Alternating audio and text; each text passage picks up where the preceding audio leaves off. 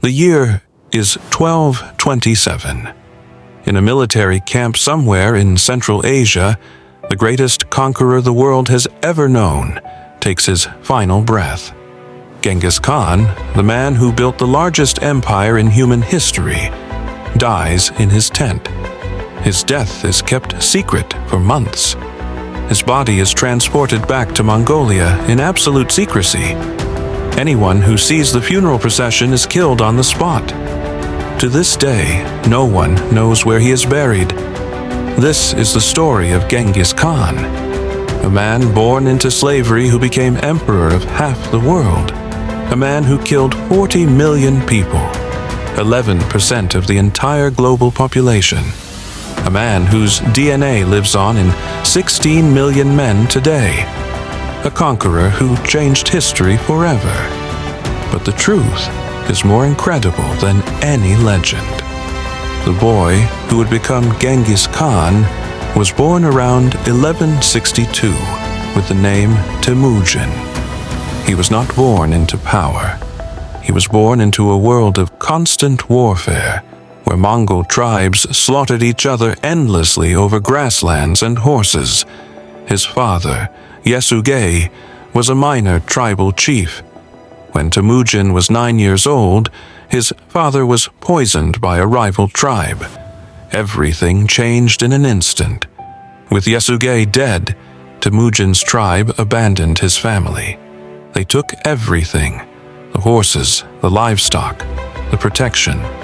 They left Temüjin, his mother, and his siblings to die on the freezing Mongolian steppe. Most families would have perished, but Temüjin's mother was fierce. She kept them alive by foraging, hunting, and sheer willpower. They ate roots, fish, and whatever they could find. They lived in poverty, constantly on the edge of starvation. Temüjin learned early that the world was brutal and merciless. When Temüjin was a teenager, a rival clan captured him and enslaved him. They put him in a wooden collar, a kangwe, designed to humiliate and break him. Most prisoners died or went insane. Temüjin refused to break. One night, during a celebration when his captors were drunk, Temüjin struck. He killed the guard watching him with the wooden collar still around his neck. He escaped into the darkness and hid in a freezing river until morning. A sympathetic family sheltered him and helped him remove the collar. Temüjin never forgot who helped him and who betrayed him. He would spend his entire life rewarding loyalty and destroying enemies without mercy. As a young man, Temüjin married a woman named Burta. She was strong-willed and intelligent, and she would remain his most trusted partner for life. But shortly after their marriage, disaster struck again. A rival tribe, the Merkits, raided Temüjin's camp in revenge for an old grievance. They kidnapped Burta. For Temüjin, this was personal. He could have accepted the loss and moved on. Most men would have, but Temüjin was not most men. He swore revenge. He gathered allies, including a childhood friend named Jamuka and a powerful Khan named Togrul. Together, they launched a brutal assault on the Merkits. Temüjin's forces slaughtered them. He rescued Burta, but she was pregnant. The child could have been his or her captors. Temüjin accepted the boy as his own, but he never forgot the humiliation. He would later return and annihilate the Merkits completely, erasing them from history. The Mongol tribes had never been united. They fought each other constantly, tribe against tribe, clan against clan. It was a cycle of endless bloodshed that had lasted for generations. Temüjin saw an opportunity. He began building alliances, absorbing defeated tribes into his own rather than slaughtering them. This was revolutionary. In Mongol culture, you killed your enemies or enslaved them. Temüjin offered a third option: join me and prosper. He promoted men based on merit and loyalty, not bloodline. A shepherd could become a general if he proved himself. A former enemy could become a trusted commander. This meritocracy was unheard of in a world ruled by aristocracy. People flocked to him because he offered something no one else did: a chance to rise. But Temüjin was not just generous, he was ruthless. When tribes resisted, he made examples of them. He would kill every man, woman, and child, then build pyramids of their skulls as warnings. When one tribe boiled his ambassadors alive, Temüjin tracked them down and exterminated every single member. He was building a reputation: submit and live in prosperity, or resist and die screaming. Most chose submission. By 1206, Temüjin had done the impossible. He had united the Mongol tribes under one banner. At a great assembly, the Kurultai, the tribal leaders proclaimed him Genghis Khan, meaning universal ruler. He was 44 years old. He had risen from slave to emperor, but he was just getting started. Genghis Khan did not have the largest army. He did not have the best weapons, but he had something better: discipline, strategy, and terror. He reorganized the Mongol military into a machine. Every unit of 10 men had a leader. Every unit of 100 had a commander. Every unit of 1,000 answered to a general. If one man fled, his entire unit was executed. Cowardice was death. Loyalty was rewarded with plunder and glory. The Mongols fought on horseback with composite bows that could pierce armor at 200 yards. They could shoot accurately while riding at full gallop. They used feigned retreats to lure enemies into ambushes. They employed scouts and spies to gather intelligence before every campaign. They moved faster than any army in history, covering up to 100 miles in a single day. And they used psychological warfare better than anyone. Genghis Khan understood fear. Before attacking a city, he would send envoys with a simple message: surrender now, and you will be spared. Resist, and every living thing in your city will die. To prove he was serious, he made examples.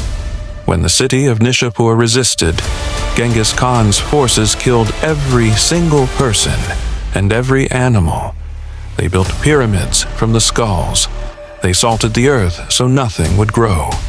Word spread. When Mongol armies appeared on the horizon, cities surrendered without a fight.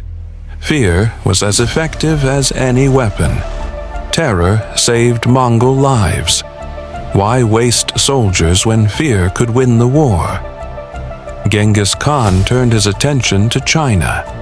The Jin dynasty controlled northern China and considered the Mongols barbarians.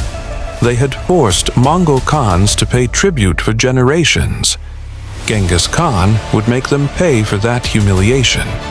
In 1211, he invaded. The Jin had millions of soldiers, fortified cities, and advanced technology. The Mongols had mobility and ruthlessness. Genghis Khan adapted. He could not storm Chinese walls, so he starved cities into submission. He recruited Chinese engineers who taught him siege warfare. He learned to use catapults, siege towers, and gunpowder. City after city fell. By 1215, Genghis Khan's forces had captured Beijing. The Jin dynasty was shattered. Millions died. Genghis Khan had proven that no civilization, no matter how advanced, was safe. But Genghis Khan's greatest act of revenge came against the Khwarazmian Empire. In 1218, Genghis Khan sent a trade caravan of 500 men to Khwarazm as a gesture of peace and commerce. The governor of the border city of Otrar accused them of being spies. He seized their goods and executed them. When Genghis Khan heard this, he sent 3 ambassadors demanding justice. The Khwarazmian Shah had 1 ambassador beheaded and sent the other 2 back with their beards burned off. It was an unforgivable insult. Genghis Khan assembled an army of over 100,000 men and invaded. What followed was one of the most brutal campaigns in human history. Genghis Khan's forces swept through Khwarazm like a plague. City after city was destroyed. Entire populations were slaughtered. When the city of Urgench resisted, Genghis Khan diverted a river to flood it and erase it from existence. The Khwarazmian Shah fled, hunted by Mongol forces until he died alone on an island in the Caspian Sea. His son continued resisting.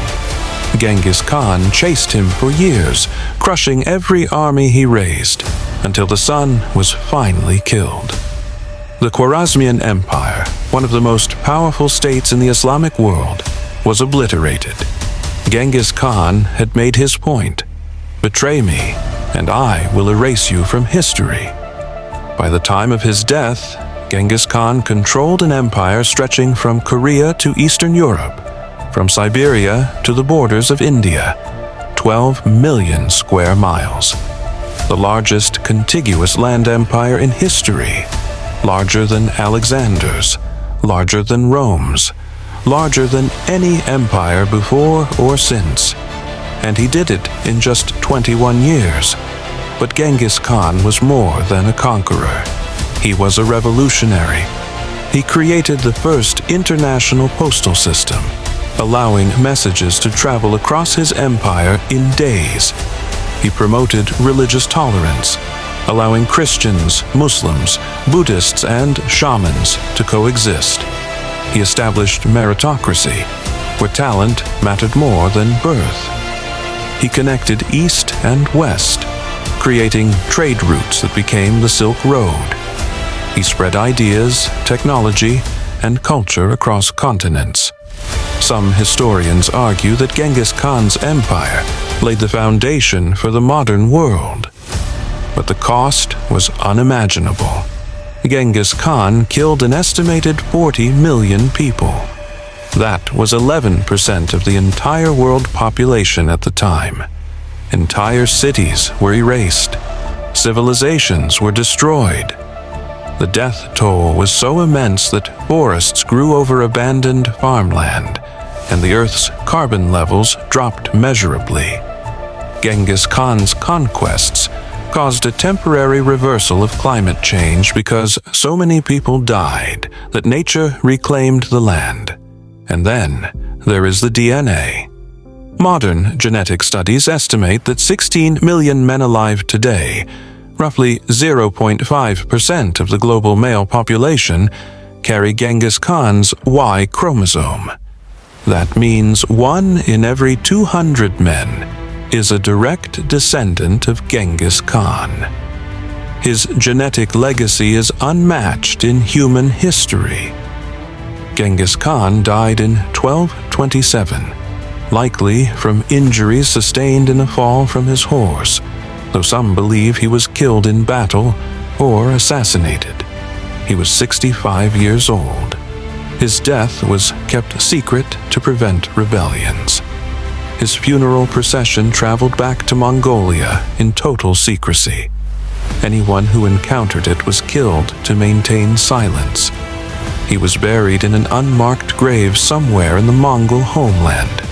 To this day, his tomb has never been found. Mongol tradition forbids disturbing it. Some say it is protected by curses. Others believe it is buried under a river that was diverted over it. The location remains one of history's greatest mysteries. After Genghis Khan's death, his empire was divided among his sons and grandsons. His grandson, Kublai Khan, would go on to conquer all of China and establish the Yuan dynasty. Another grandson, Hulagu Khan, would destroy Baghdad and end the Islamic Golden Age. The Mongol Empire would eventually fragment, but its impact lasted for centuries.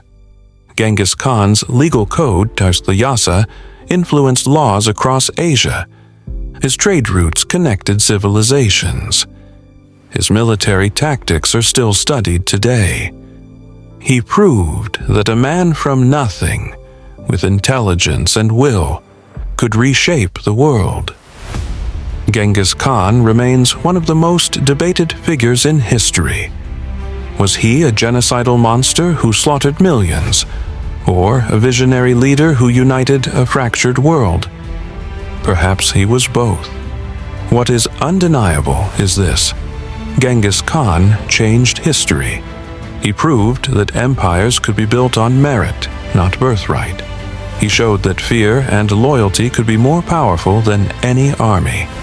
He connected East and West in ways that shaped the modern world.